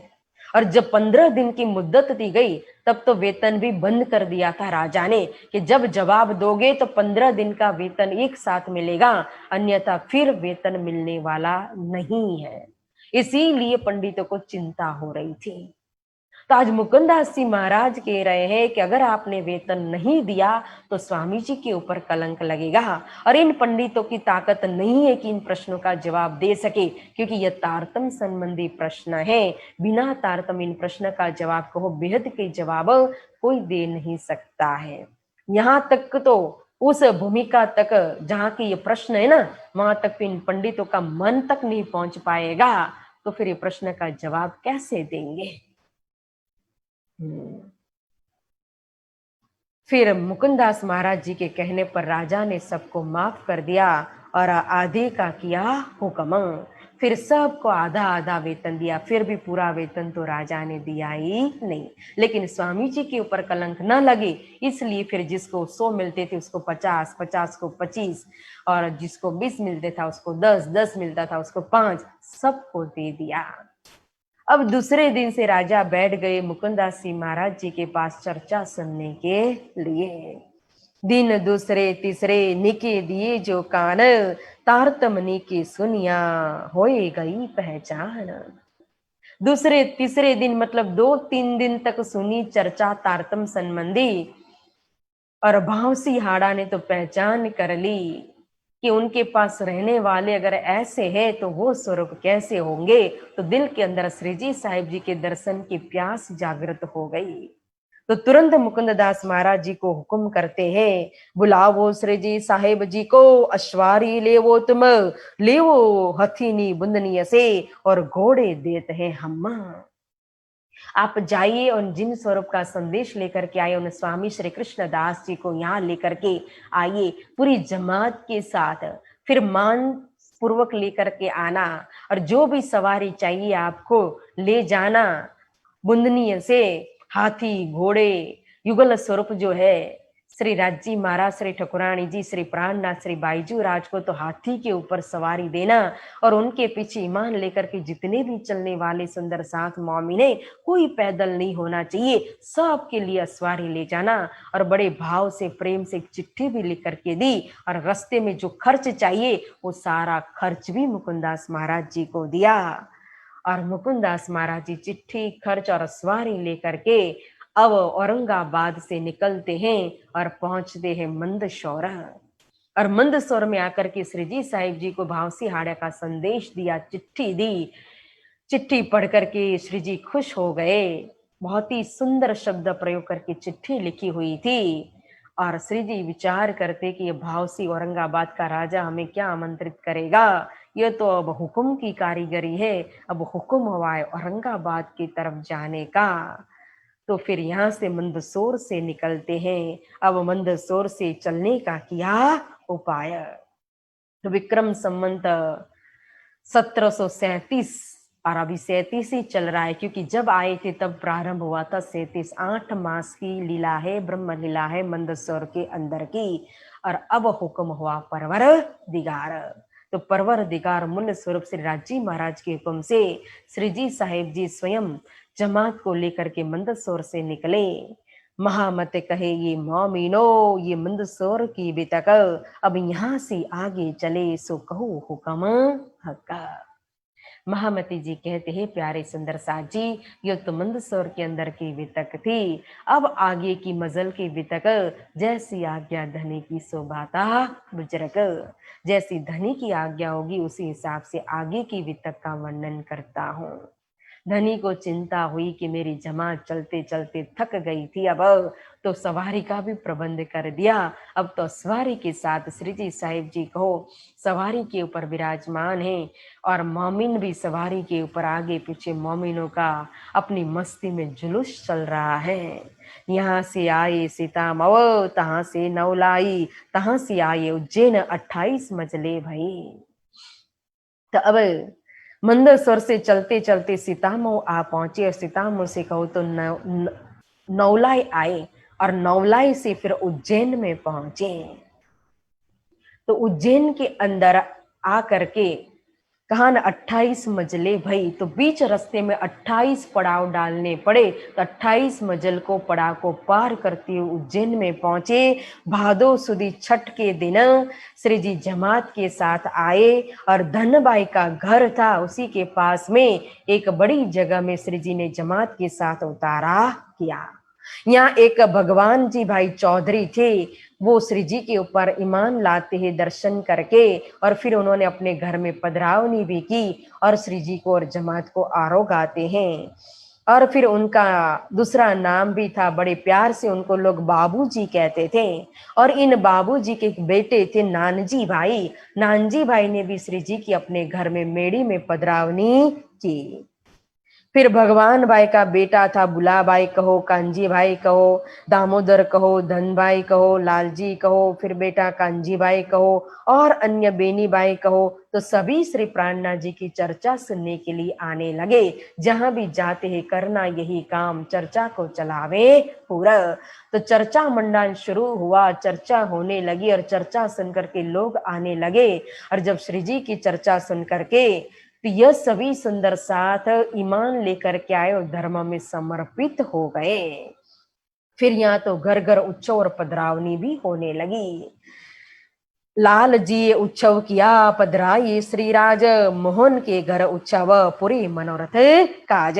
लाल जी भाई ने भी एक उत्सव किया और श्रीराज जी को अपने घर पधरावनी करते हैं। और मोहनदास ने भी अपने घर में एक पधरावनी की श्री जी महाराज जी की, और सबके मनोरथ यहाँ पूर्ण करते हैं। जिन जिन ने पधरावनी की, जिन जिन की जो जो इच्छा थी, कामना थी, मनोरथ थे, तो तथास्तु करते जा रहे हैं। श्री जी सबकी मनोकामना पूर्ण करते जाते हैं। जीवली बाई ने भी कहो तो विभिन्न प्रकार के व्यंजन बनाए, घर पर सट रस, और श्री जी को जमात के साथ आमंत्रित करते और भोजन करवाते आरोगाते हैं। फिर बाल बाई रसोई करके पधारे इन काज, दर्शन दे बुलाया नंद राम अपने घरों श्री राज। बाल बाई भी रसोई करके तैयारी सारी करके सब अच्छे से प्रबंध करके श्री राज जी महाराज को जमात के साथ अपने घर पर पधरावनी करते हैं। फिर नंद राम जी भी दर्शन के लिए बुलाते हैं श्री जी को, अपने घर पे पधरावनी करते हैं। फिर भूदर भाई, फुलबाई, राम बाई, सब ने अपने अपने घर में श्री जी की पधरावनी की। सबकी मनोकामना श्री जी ने पूर्ण कर दी। फिर कांजी भाई, मुरली भाई, दान आनंद कहो, श्याम जी कहो, सभी अपने अपने घर में पधरावनी करके विभिन्न प्रकार के मेवा, मिठाई, पकवान, व्यंजन बना करके भोजन के द्वारा श्री जी की सेवा कर रहे हैं। पधारे मोहन के घरों और साहूकारों के भले भाव से पधराए, श्याम बाई के घरों गए। तो मोहन ने भी कहो तो अपने घर में पधरावनी की। यहाँ बड़े बड़े जितने साहूकार, सेठ, चौधरी आदि थे, चाहे धर्म में शामिल हुए हो चाहे न हुए हो, कोई कोई तो उपली नजर से, उपली दृष्टि से भी पधरावनी कर रहे हैं कि भाई इतने बड़े महापुरुष इतनी बड़ी जमात लेकर के चल रहे हैं, तो हमारे घर आए और हमारे घर में अपने मुबारक चरण कमल रख के हमारे घर को पवित्र कर दे। और यहाँ श्री जी जिनको जो आशीर्वाद दे रहे, सबकी मनोकामना भी पूर्ण हो रही है, इसलिए सब अपने अपने घर में पधरावनी कर रहे हैं। तो यहाँ सेठ साहूकारों ने अच्छे से अपने घर में पधरावनी की। श्यामबाई ने भी अपने घर में पधरावनी की। कोई दुकान में पधरावनी कर रहा है, कोई बंगलों में, कोठियों में, फैक्ट्रियों में, घर में, सभी जगह पर श्री जी की पधरावनी हो रही है। 22 दिन यहाँ रहे उज्जैन के अंदर, और यहाँ इतनी पधरावनी हुई कि समझ लो कि इतनी जो मजल है, तो आज दिन तक की मजल के अंदर इतनी पधरावनी कहीं नहीं हुई होगी जितनी 22 दिन के अंदर उज्जैन के अंदर पधरावनी हुई है। इसीलिए यह एक उज्जैन की विशेषता है कि यहाँ पधरावनी की विशेषता आई कि बहुत सारी पधरावनी हुई है। फिर देश में दिन यहाँ से नवलाई आन पहुंचे, एक दिन तहां रखे पहुंचे है नुनेरे। अब नवलाई से ही गए थे श्री जी उज्जैन, तो उज्जैन से वापस आए नवलाई के अंदर, और एक दिन रहते हैं नवलाई के अंदर, फिर वहां से आते हैं नुनेरे, और नुनेरे से कहो तो पहुंचते हैं बुढ़ानपुर। तहां एक दिन रह के चले मंजिल तसे, तहां से आए औरंगाबाद भावसी के घर। बोलो श्री प्राणनाथ प्यारे की जय। तो फिर तहां से बुढ़ानपुर से कहो तो एक दिन में रह करके मंजिल को पार करके, उस पड़ाव को पार करके फिर श्री जी अपनी जमात के साथ बनी इसराइल की जमात अब पहुंच गई बनी इसराइल के साथ औरंगाबाद के अंदर भावसी के घर। मतलब भावसी हाड़ा ने जो उतारा दिया था, जो हवेली दी थी, उसी हवेली में आकर के विराजमान हुए श्री प्राणनाथ जी। और फिर भावसी हाड़ा को संदेश दे दिया कि आपने जिन स्वरूप को बुलाया था वो स्वरूप आ चुके हैं, औरंगाबाद के अंदर आपकी हवेली में विराजमान है। तो भावसी हाड़ा भी आते हैं। भावसी आए के लगा दो कदम, देख दीदार इन समय कृत कृत जानी आत्म। भावसी हाड़ा आकर के श्री जी के दर्शन करते और दर्शन मात्र से वो तो अनुभव करते कि जैसे कि मेरी आत्मा जो है वो धन्य धन्य हो गई, कृत कृत हो गई, और बड़े भाव से, श्रद्धा से, विश्वास से सेवा करने लगे। अब औरंगाबाद के अंदर भी कहो तो चर्चा मंडान शुरू हुआ, चर्चा होने लगी, और सारा प्रबंध भावसी हाड़ा ने किया हुआ है। तो अन्य कोई भी किसी भी प्रकार की चिंता भी नहीं है। तो औरंगाबाद के अंदर भी अब रात दिन एक हो गए, और भावसी हाड़ा भी नित्य आकर के चर्चा सुन रहे हैं। चर्चा के अंदर भाव विभोर बनते हैं, और जैसे ही सुन नरसैया के शब्द कीर्तन, तित हुआ ये मगन, आप लगा नाचने जो करे मोमिन। जब कभी कभी नरसैया के कीर्तन आते हैं तो नरसैया के कीर्तन के अंदर ऐसे भाव विभोर हो जाते हैं राजा कि उठ करके भूल जाते कि मैं कौन हूँ, राजा हूँ, सिर पर राजशाही पगड़ी बंधी हुई है, मुकुट पहना हुआ है, कुछ भी उनको होश नहीं रहता है, और खड़े होकर के भाव विभोर होकर के नाचने लगते हैं। तो स्वयं अपने आप वो अपना परिचय दे रहे, अपनी रहनी से, अपनी करनी से, अपने भाव से, अपने समर्पण से। आप लगा नाचने जो करे मोमिन। जिस तरह से मोमिन नाचते उसी तरह से नाच रहे हैं, भक्ति भाव जोर रहे, पर सेवे परमेश्वर। देखो ये होती है अंकुर की पहचान। जीव सृष्टि कितनी भी भक्ति करे लेकिन उसका अपना एक भाव होता है, समर्पण होता है। ईश्वरी का अपना एक भाव और समर्पण, अपनी रहनी होती है, और ब्रह्म सृष्टि की अपनी रहनी, अपना कौल फैलार, अपना भाव और अपना समर्पण होता है। तो यहाँ मोमिन का समर्पण अलग ही होता है, उनका भाव। वो तो धनी बिना और नहीं देख सकते ना, धनी बिना तुम्हें और देखे सो नहीं मिसल मातवर कहा था। देखो तो यहाँ इतने बड़े भक्ति भाव से नाच रहे हैं, सेवा कर रहे हैं, लेकिन किस भाव से? सेवे परमेश्वर। परमेश्वर मान करके, मतलब अपना निस्बत, अपनी अंकुर का परिचय दे रहे कि यह तो 24,000 के अंदर शामिल थे, ईश्वरी सृष्टि के अंदर थे भावसी हाड़ा। अब धनी ने देखा बहुत ही भक्ति भाव है, तो फिर जब बात करी कुरान की तब इन किया विचार, ये शाहिदी क्यों पावी, इनका क्यों करो करार, इनका करो करार। तो एक दिन श्री जी ने भावसी हाड़ा को कहा कि देखो मेरी ऐसी ऐसी इच्छा है, क्योंकि इतनी सेवा करे, इतने नाच रहे, भाव विभोर हो रहे हैं, तो अपने दिल की बात भी श्री जी ने रख दी कि वो दिल्ली वाले जो है ना सुल्तान, उनके साथ युद्ध करना है। मैं पहले ज्ञान की तलवार चलाऊंगा, अगर मान लिया ठीक है, नहीं माने तो पीछे से लोहे की तलवार चलाने के लिए तैयार हो जाओ, कमर बांधो।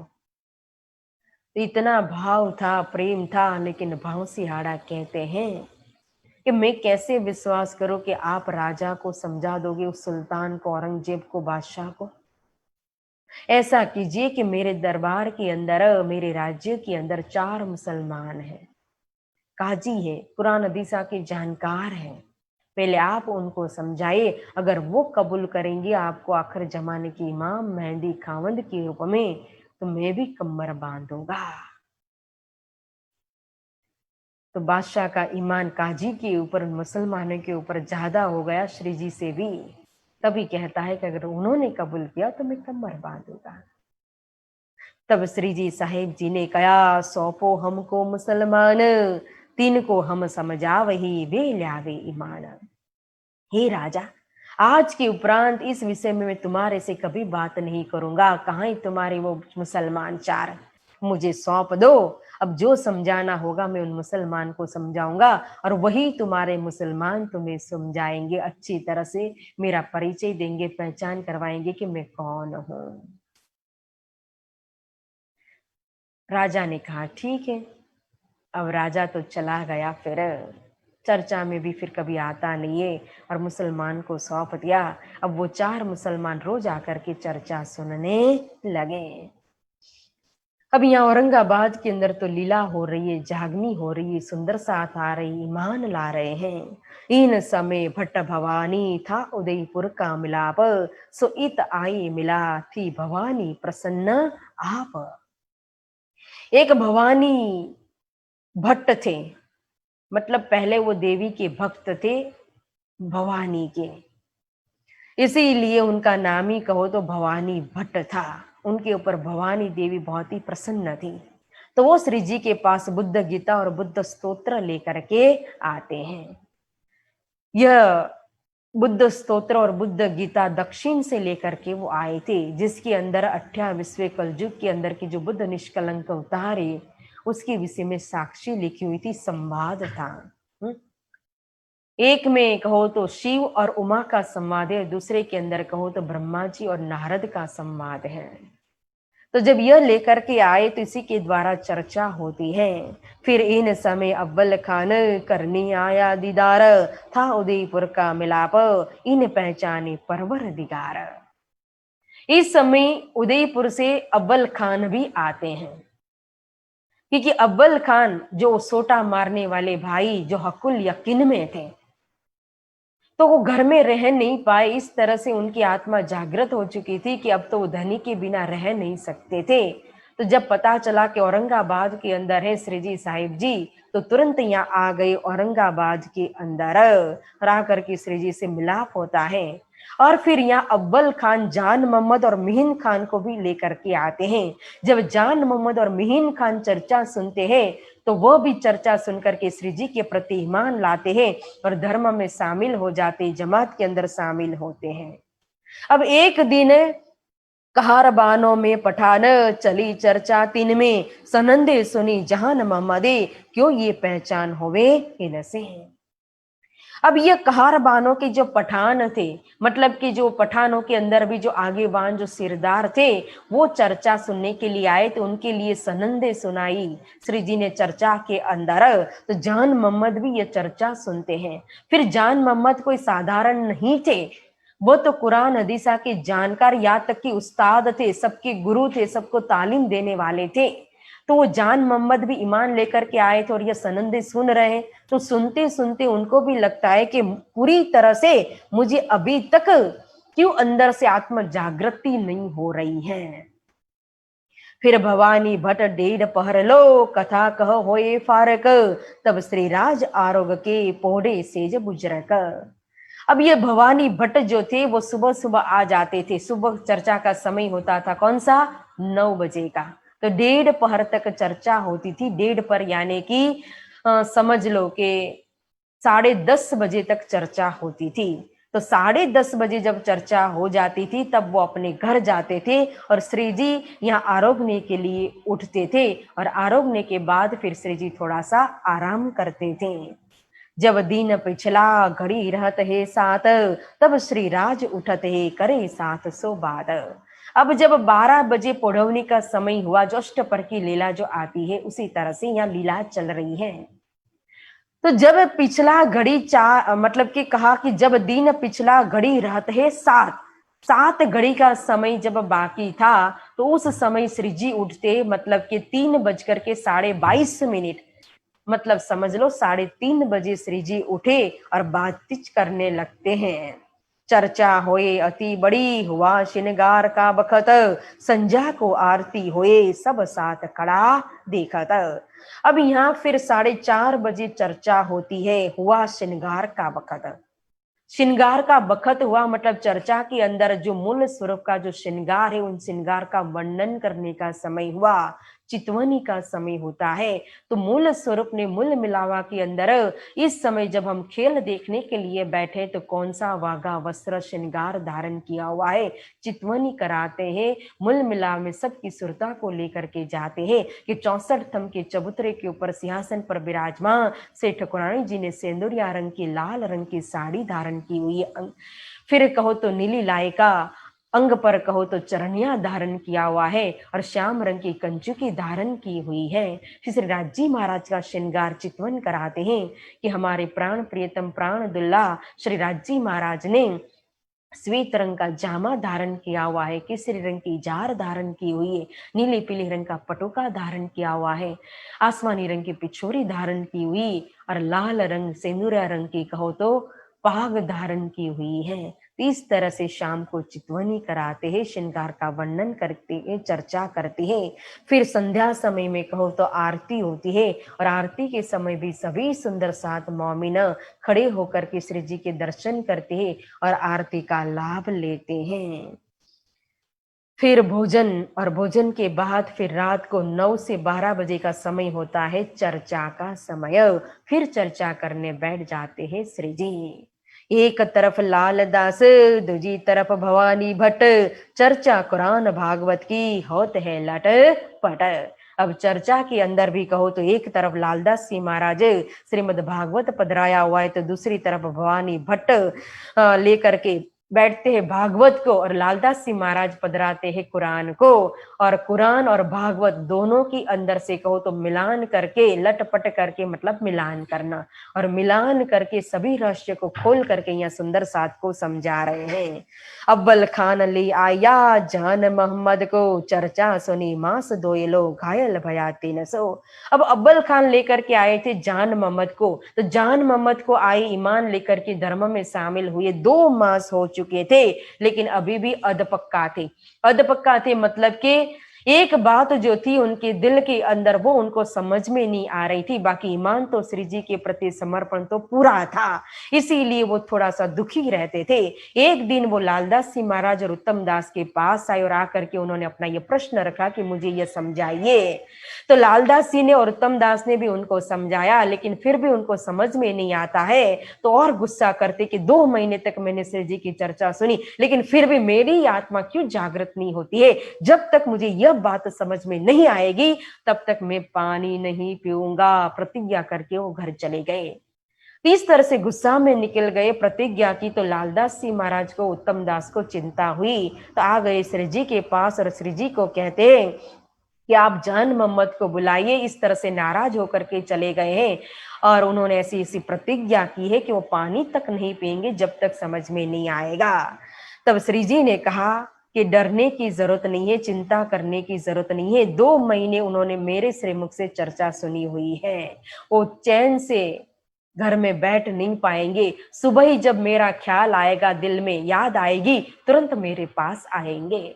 और जैसा श्री जी ने कहा था तुरंत ही कहो तो सुबह सुबह ही जान मोहम्मद आ गए श्री जी साहिब जी के पास और आकर के श्री जी साहिब जी को कहते हैं कि आप मुझे क्यों नहीं समझाते, मेरी आत्मा को पूरी तरह से निसंग क्यों नहीं बनाते, मुझे क्यों समझ में नहीं आता है।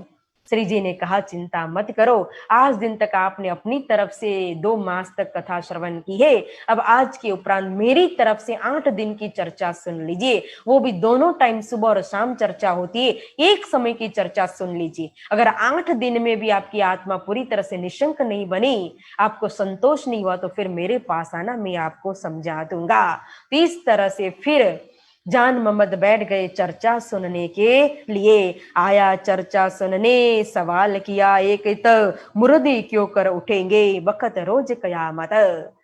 अब चर्चा सुन रही, 1 दिन हुआ, 2 दिन हुआ और तीसरा दिन हुआ तो जान मोहम्मद ने भरी सभा मंडप में खड़े होकर के प्रश्न कर दिया जो उनको समझ में नहीं आता था। यह प्रश्न ही यही था तो जान मोहम्मद ने कहा कि कयामत के समय के अंदर कब्र में से मुर्दा उठेगा, कहा है कुरान के अंदर, तो किस तरह से मुर्दा उठेगा ये मुझे समझाइए। तब दिया जवाब श्री जी साहिब जी, कार्ड दिखाया बिच फिर कान, दुनी कर किन वास्ते सो कर दही पहचान। तब श्री जी साहिब जी ने कुरान के अंदर जो मुर्दा उठने का प्रसंग था वही प्रसंग निकाल करके फिर अच्छे से समझाने लगे, मूल से समझाने लगे कि दुनिया किसके लिए पैदा की गई है, मतलब ये संसार की रचना किस लिए हुई है, मूल से आप समझिए, विचारिए, पहचान कीजिए। इश्क रबद के वास्ते उतर आए मोमिन, नूर जलाले मां गया देखो इश्क रूहाना। जो परमधाम के अंदर इश्क रब्द हुआ था, पहले लई हक के दिल में वहां से समझाया, इसीलिए इश्क रब्द हुआ। और इश्क रब्द के अंदर ही कहो तो फिर दोनों ने चाहा था, दोनों की इच्छा पूर्ण करनी थी, इसीलिए फिर यह खेल अक्षर भगवान के द्वारा बनाया गया। तो ब्रह्म सृष्टि ने जो इश्क रब्द के अंदर यह असत जड़ दुर्खबरी खेल मांगा, तो अक्षर भगवान के द्वारा यह खेल की रचना हुई। और इस खेल की रचना के अंदर कहो फिर ब्रह्म सृष्टि को उतारा गया। और नूर जलाल ने भी मांगा था, जब देखा था आनंद स्वरूप श्यामा जी और सखियों को, तो अक्षरातीत के महल में प्रेम इश्क बरतत, सो सुध अक्षर को नहीं किन विद केल करत। वो प्रेममय लीला का आनंद का दर्शन करने की इच्छा की थी, तो अक्षर भगवान की भी इच्छा को पूरी करनी थी। इसीलिए रास लीला खेल के आए बरारब श्याम, सो कागद कलाम अल्लाह का लाए मोहम्मद अलैहि सलाम। सबसे पहले कहो तो इस अक्षर भगवान की स्वप्नवत दुनिया के अंदर 14 लोग ब्रह्मांड के अंदर, नारायण सृष्टि के अंदर, मृत्यु के लोक के अंदर, द्वापर युग के अंदर, ब्रज मंडल के अंदर आई थी ब्रह्म प्रियाओ। वहां 11 बरस 52 दिन तक खेल देखा, फिर बंसी बजा करके रास मंडल में ले गए योग माया के ब्रह्मांड के अंदर। वह लंबी रात्रि रास खेले, तीनों प्रकार की लीला का अनुभव किया, ब्रह्मानंद, भजनानंद और अंतर ध्यान अनुकरण लीला हुई। और फिर रास खेलने के बाद परमधाम के अंदर गए, और फिर उसके बाद ये प्रतिबिंब काल माया का ब्रह्मांड बना। और इस प्रतिबिंब काल माया के ब्रह्मांड के अंदर रास लीला खेल के आए बरारब श्याम। फिर वही सूरत, वही स्वरूप बरारब के अंदर मोहम्मद साहिब के रूप में आ गए, और वो स्वयं अल्लाह कलाम लेकर के आए, खुदा के पास से 90,000 हरफ सुन करके आए और कुरान रूपी साक्षी रखी। और फिर शरत करी, करी शरत 10वीं 11वीं, हम आएंगे फिर, जो रुए थी ब्रजरास में सो आवे दूजी बेर। कहा था कि 10वीं और 11वीं सदी में फिर मैं आऊंगा, उन्होंने वायदा किया मोहम्मद साहिब ने। और ब्रजरास में जो रुहे थी गोपियों के रूप में, वो गोपियां भी, वो ब्रह्म सृष्टि भी फिर प्रतिबिंब काल माया के ब्रह्मांड में, जागनी ब्रह्मांड में आएंगे। तब कहा कि काजी होय के हिसाब लेवे हक, हिदायत मोमिनों की करे मोहम्मद बुजरक। तब उन्होंने कहा था कि उस समय स्वयं खुदा आएंगे इमाम मेहंदी के रूप में, और इंसाफ के तख्त पर विराजमान होंगे, काजी बन करके सबकी कजा करेंगे, मतलब के पाप पुण्य का लेखा जोखा करेंगे, सबका इंसाफ करेंगे। और इसी तरह से करो तो सबको सिफायत देंगे, मोमिनों के द्वारा 8 प्रकार की बिस्त भी बख्शिश रूप में देंगे। अकले भई लोक में सब होवे एक दिन, 14 तब को मिने सब ल्यावे आकिन। और इस तारतम के द्वारा तारतम की अक्ल मोमिन सबको देंगे, तारतम ज्ञान, तारतम की बुद्धि, महामति की बुद्धि दे करके सबको एक दिन के अंदर, मतलब एक दिन इस्लाम के अंदर, एक सिद्धांत, एक धर्म के अंदर शामिल कर देंगे। तब 14 लोक ब्रह्मांड के अंदर सबको आकीन आएगा, ईमान आएगा, विश्वास आएगा अक्षर अक्षरातीत के ऊपर। तब इस संसार के अंदर कहो जैसे युग परिवर्तन होता है ना, वैसे एक धर्म परिवर्तन हो जाएगा। और ऐसा धर्म परिवर्तन होगा कि तब अक्षर अक्षरातीत के अलावा, प्राणनाथ के अलावा अन्य कुछ भी संसार के अंदर रहेगा नहीं। यह समय जरूर आएगा जब नींद उड़ी नूर जलाल की, उठ बैठे अक्षर, तब धाम को याद करे चित चुबे यो कर। तब जाकर के अंतिम में जब जागने का समय पूरा होगा ना, जब ब्रह्म सृष्टि जाग जाएगी, ईश्वरी सृष्टि, जीव सृष्टि, तब नींद उड़ी नूर जलाल की अंतिम में अक्षर भगवान की भी नींद उड़ेगी। और जब अक्षर भगवान अक्षरधाम में जागृत हो जाएंगे, तो सारी परमधाम की जो अंदर की जो लीला है, जिस लीला को दिखाया, प्रेम को दिखाया व्रजरास और जागनी के अंदर, तो ये तीनों लीला को याद करेंगे। तो अक्षर भगवान के अंतस्करण के अंदर व्रजरास और जागनी, ये सारी लीला उनके अंतस्करण के अंदर अखंड हो जाएगी। मोमिन मिलावे को जब ये करे याद, तब 8 बिस्त की उठ खड़ी बुनियाद। और मोमिन मुल मिलावा में पहुंच जाएंगे, अपनी परात्म स्वरूप के अंदर पहुंच जाएंगे। और 8 प्रकार की बुस के अंदर कहो तो अक्षर के अंतस्करण के अंदर जीव सृष्टि को मुक्ति प्राप्त होगी। जो ईमान लाए के सोवे बिच कबर, सो चुभे नूर के चित में भूले नहीं कोई कर। इस तरह से जो श्री जी के ऊपर ईमान लाएंगे, जो निष्कलंक बुद्ध अवतार के ऊपर जो इमाम मेहंदी के ऊपर जो ईमान लाएगा ना, वो भला बीच कबर के अंदर कैसे सो पाएगा। कबर मतलब यही शरीर, जो पंच भौतिक शरीर, ये कबर है। और इस कबर के अंदर जब पंच भौतिक शरीर के अंदर जो आत्मा है, जो जन्म जन्मांतर से अज्ञान रूपी नींद में सोई थी, वही थे कबर के अंदर मुर्दे को सोना। जब इस आत्मा का जागृत हो जाना है, मतलब कि आत्मा जब तहरतम के द्वारा जागृत हो जाएगी, तो इस कबर अंदर मुर्दा उठ जाएगा। तो जब कबर में से मुर्दा उठ गया, श्री जी के प्रति, प्राणनाथ जी के प्रति पूरा ईमान आ जाएगा, सो चुबे नूर के चित में भूले नहीं क्यों कर। तो अक्षर भगवान कभी भी उनको अपने अंतस्करण के अंदर उनको अखंड करना, उनको मुक्ति देना, वो कभी भी भूलेंगे नहीं। यो उठेंगे मुर्दे कब्रों से कयामत, तीन समय की रामत करी मोहम्मद ईद। तो इसी तरह से कयामत के समय के अंदर कहो तो ये पंच भौतिक रूपी शरीर जो है, शरीर रूपी कब्र में से जो सोया हुआ आत्मा है, वो जागृत होकर के कब्र में से उठेगा। तो इस तरह से श्री जी ने कहो तो अच्छी तरह से समझा दिया। 8 दिन का समय दिया था और तीसरे ही दिन यह प्रसंग आया, और तीसरे ही दिन कहो तो जान मोहम्मद को समझ आ गई। आवत जान मोहम्मद और अव्वल खान और मीन खान आवई बैठे चर्चा में नित्यान।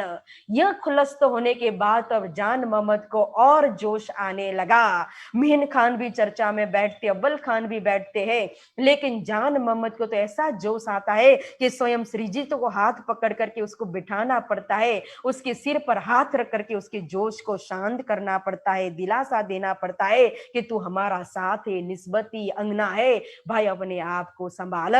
यो चर्चा रात को हो वही, जब रहे पिछली घड़ी चार, तब साथ विदा होई के फिर करे विचार। इस तरह से चर्चा करते करते करते कहो तो फिर पिछली घड़ी 4 यानी कि सुबह के 4:30 बजे तक चर्चा होती है।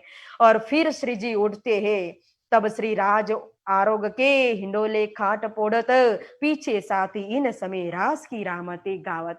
फिर 4:30 बजे श्री जी उठ करके काढ़ा मंगा करके आरोगते हैं, और सुंदर साथ तो सोने के बदले में श्री जी तो हिंडोला खाट पर, कछु नींद लगी या न लगी, इस तरह से हिंडोला खाट पर सोए हुए पोड़वनी हो रही है, और सुंदर साथ सोने के बदले में फिर रास की रामते गाते, और रामते गाते गाते फजर हो जाती है, सुबह हो जाती है। इस तरह से औरंगाबाद के अंदर रात दिन एक हो गए सुंदर साथ जी। अब किस तरह से, कैसे औरंगाबाद के अंदर लीला होगी, और औरंगाबाद से किस तरह से फिर निकलना पड़ेगा, और आगे किस तरह से फिर बुढ़ानपुर आकट होकर के रामनगर के अंदर की लीला करेंगे श्री जी, वो हम श्रवण करेंगे कल। बोलो श्री सद्गुरु महाराज की जय, श्री प्राणनाथ प्यारे की जय। चौपाई दोहराते हैं। रास की रामते गावत, तब श्री राज आरोग के हिंडोले खाटे पोड़त, पीछे साथी इन समय रास की रामते गावत, रास की रामते गावत। बोलो श्री सद्गुरु महाराज की जय, श्री प्राणनाथ प्यारे की, श्री बाईजी राज महारानी की, श्री कृष्ण कन्हैया लाल की, तीनों धाम की जय, बोल बोल पंजे वाले की, बोल बोल घुमट वाले की, बोल बोल बंगले वाले की, श्री जानन संप्रदाय की, श्री कृष्ण प्रणामी धर्म की, प्राणनाथ प्यारे की, प्राणनाथ प्यारे की, प्राणनाथ प्यारे की जय। बहुत बहुत धन्यवाद सुंदर साथ जी, आप सभी के चरणों में प्रेम प्रणाम।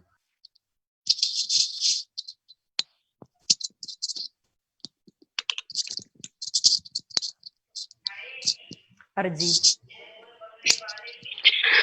पिया जी तुम हो तैसी कीजियो में अर्ज करो मेरे पियो जी, हम जैसी तुम जी न करो मेरा तलफ तलफ जाए जीव जी, जीवरा तो जी वे नहीं क्यों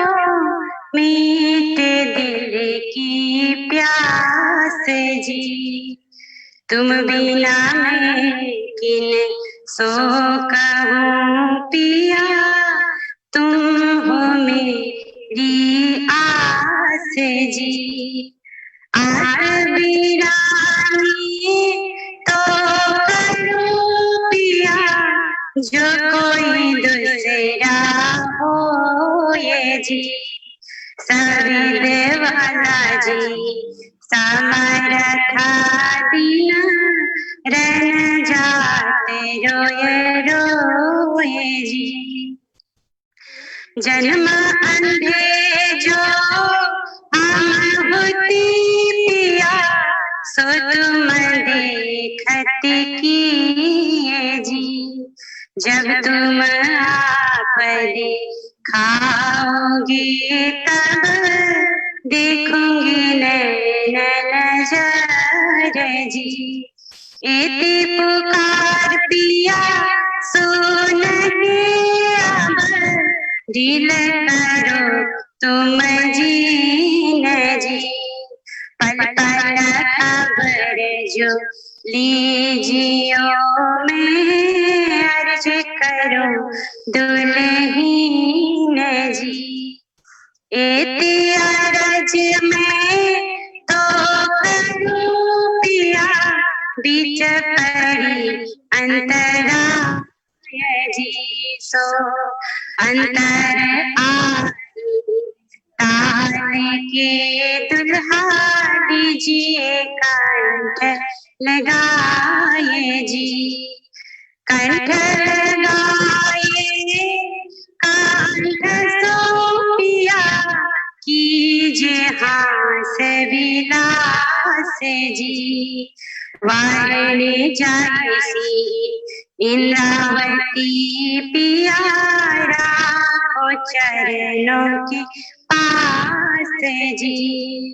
तुम दुल्हा में दुल्हन पिया, और न जानो बात जी। इश्क सो से करो पिया, सवांगो साक्षात जी। सदा सुख दाता धाम बनी में, कहा कहो इन बात जी। श्री महामती जुगल रूप परवरी, अंगन बलि बलि जात जी। बलि अंगन बलि बलि जात जी। बलि अंगन बलि बलि जात जी। बोले श्री प्राणनाथ प्यारी की जय।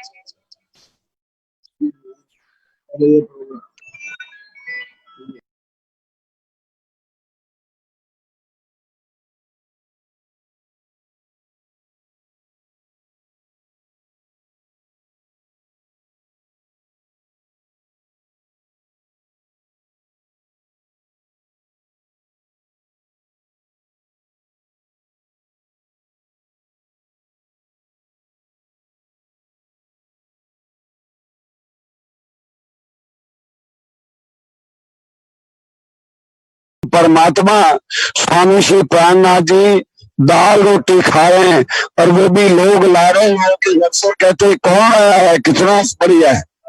ये प्रेरणा है हमारे आपके लिए। हम आप गरीबों से भोजन भी ले लें, किसी गरीब सुंदर साथ के घर जाए,